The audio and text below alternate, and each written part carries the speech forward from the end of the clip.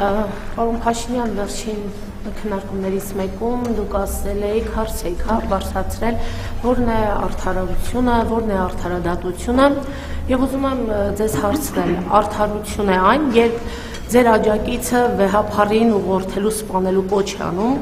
նախաձեռնել է քրեական վարույթ, բայց այդ անձի նկատմամբ չկա որևէ հետապնդում, անգամ կարգավիճակ չունի, արդարություն, արդարադատություն է այն, երբ Արշակ Սրբազանը այն դեպքում է կալանքի տակ, երբ քննչական կոմիտեից չգիտես ինչու, չգիտես ինչպես անհետացել է միակ իրեղեն ապացույցը։ Պարոն Փաշինյան, ինչպես է ստացվում, որ Հայաստանում կա դատավորի մեկ անուն, Մասիս Մելքոնյան, որը հայտնի է իր կալանքներ տալով, եւ ինչպես է ստացվում, որ նրան են մակագրվում բոլոր ընդդիմադիրների կալանքի միջնորդությունները, նաև սրբազանների կալանքի միջնորդությունները, դուք զբաղված եք եկեղեցին բարեկարգելով, բարենորոգելով, իսկ ով պետք է բարենորոգի, բարեկարգի դատական համակարգը, որպեսզի հայի մոտ, քաղաքացու մոտ, երբ նայում է առաջար դիտորդը, արդարության զգացողություն ունենա։ Գիտեք, ես նախ ձեր նշած դեպքերի մանրամասներին կամ պնդումների մանրամասներին ծանոթ չեմ կարող մեկնաբանել, որտեղ չեմ առնչվել եւ տեղեկություն չունեմ,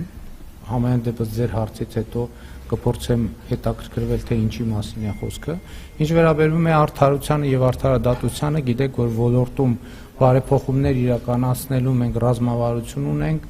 մոնիտորինգի խումբ ունենք, բայց դա էլ պետք է ասեմ, որ վերջերս երբ որ դատական համակարգի ներկայացուցիչների հետ պանելային քննարկման էի մասնակցում, ես արձանագրում եմ, որ ի տարբերություն 2018-19 թվականների, երբ որ ինձ հասցեագրված դիմումների մի հսկայական մասը վերաբերվում էր դատարաններին, դատարանների կողմից կայացված անարդար եւ անհիմն որոշումներին, ես ներկայումս այդպիսի նամակների տեսակարար կշիռը անգամներով, եթե ոչ տասնյակ անգամներով է նվազել, ընդ որում ես քաղաքացիներին